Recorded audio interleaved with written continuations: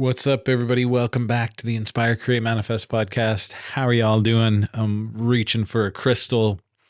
Keep me grounded and focused as we move through today's episode.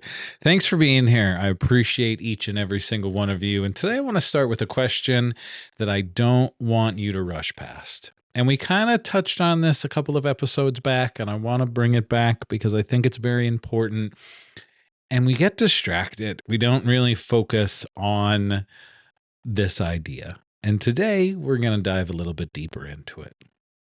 So, if nothing changes over the next few months, not your mindset, not your habits, not the situation you've been tolerating, not the decisions that you've been putting off, where do you see yourself?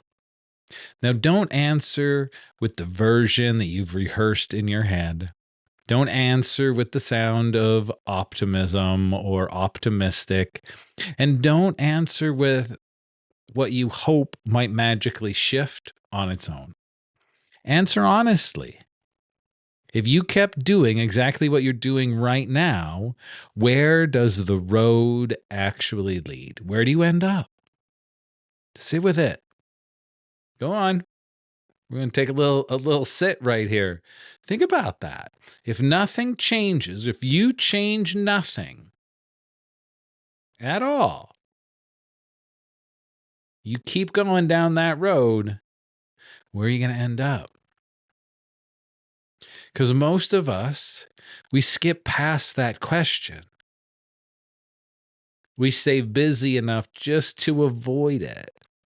We fill the silence with noise and distractions, with plans that never start. Sometimes we'll say, you know what, I'll do it when the time is right. And I'm curious if you're out there listening, does anybody know when the time is right? When is the right time?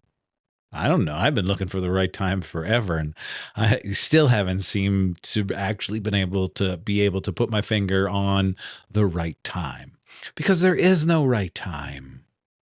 It doesn't work that way. The right time is right now. And then we can go even deeper. How does it feel? Not how does it look from the outside? Not what would you tell a friend if they asked how things were going, but how does it actually feel in your body, in your gut, in the quiet moment when there's nothing left to distract you? Because I think a lot of people are walking around with a feeling that they haven't named yet. Not broken, not in crisis, not falling apart, just off. Something isn't adding up anymore. I keep coming back to this analogy, like you're wearing a shoe that almost fits. It almost fits. Maybe it's a little too tight. Maybe it's a little too big. It's almost there. How many of us are walking around living a life that kind of feels like it almost fits? Like you're being in a room the room's almost right. Like living a life that looks fine on paper, but doesn't feel like it's really yours anymore. And that's okay. That feeling isn't weakness. That feeling isn't ingratitude. That feeling is information. And it's information that we need to pay attention to. And it's been trying to get your attention for a while. Now, what if we did this? What if we stretch the timeline and get honest about the real cost? If nothing changes over the next year, not 6 months, not a few weeks, an entire year, what does that actually cost you? Think about that. What does it cost you emotionally? Think about the energy spend. Think about the anxiety of staying somewhere that you've outgrown. Think about the quiet resentment that builds over a year of not doing the thing that you actually wanted to do because you're still waiting for the right time.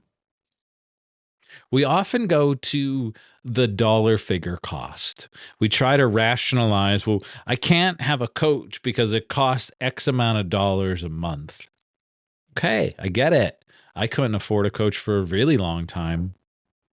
And for a really long time that I kept saying I can't afford a coach, I stayed right where I was.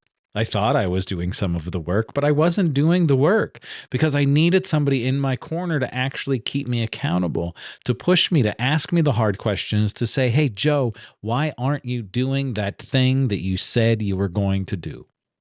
Because when we have someone to hold us accountable, we do the work, we keep going. Think about your mental state. Think about the mental real estate that gets taken up, that gets consumed by the circular thinking of, man, I should. When am I gonna? Am I ever gonna? I should make that decision. I can't right now. I'm gonna wait for, the right time. And we just spin and spin and spin. And you know what that does to our confidence? It starts breaking our confidence down. We stop trusting ourselves. And we don't talk about this enough. Every time you hear your own inner wisdom and you override it, you send a message to yourself. And that message is, I don't trust you. I don't trust you. Every time that little voice inside says, hey, this is the perfect time, even though you don't think it's time, this is the time to take that chance. This is the time to do the thing. This is the time. And you say, no. Your nervous system says, okay, we're going to remember this. We're going to hold this. We're not going to trust that inner voice anymore. And now think about the relationships in your life, the people closest to you that feel the version of you that is holding back. They can see it.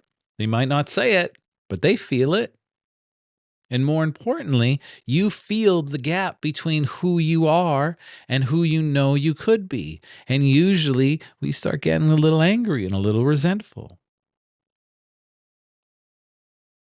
Starts weighing on us in so many different ways, not just in our bank account, in our human form.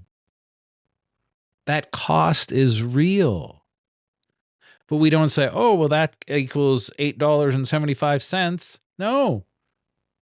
But it keeps you stuck. It keeps you playing small. It keeps you annoyed, angry, pissed off.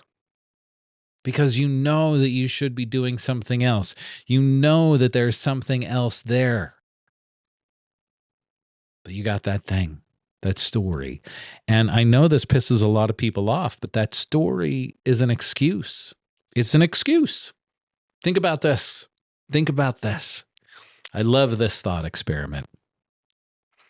You have everything you want. We're 30 days into the future. What are you worrying about now? You have everything you want. What are you worrying about now? Because you know, as we grow, as we stay stuck, as we stay where we are, that thing, that story is still going to be here.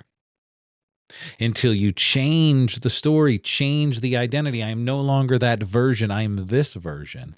I no longer worry about the stupid shit because I know if I stay focused on myself and on my goals and doing the work and not putting it off and not saying when the time is right, not saying when I put off my student loans, when I retire, that's when I'm going to actually live my life.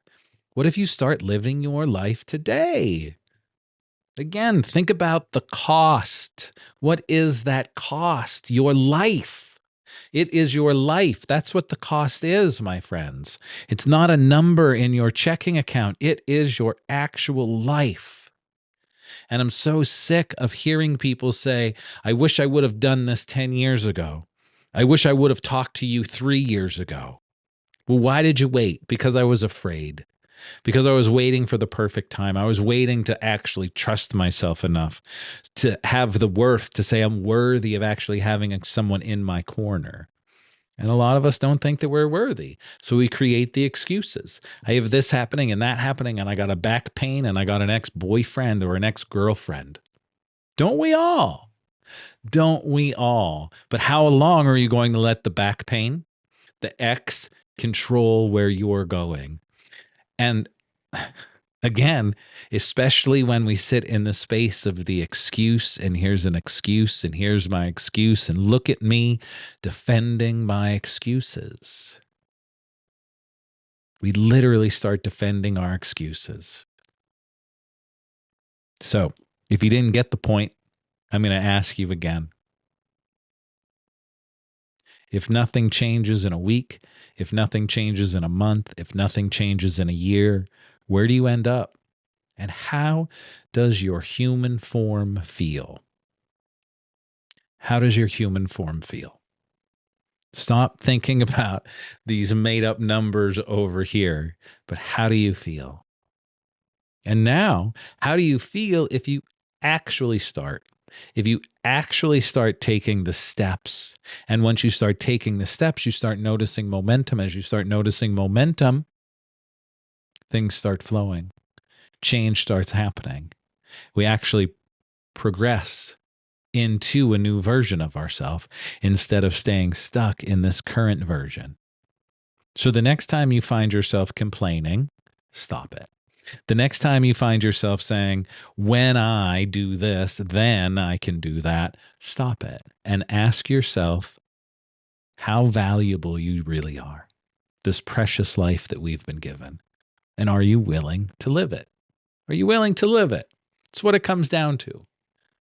We can defend our excuses or we can figure out how to make things better. But only you get to decide. It's your life. Thanks for being here, everybody. If anything I said today landed with you, please like, subscribe, maybe set up that clarity call. Maybe we go on a 6-week journey together. Maybe we explore and we get you moving and we start creating motivation and momentum to get you to be where you want to be. Thanks for being here, everybody. Have a great weekend.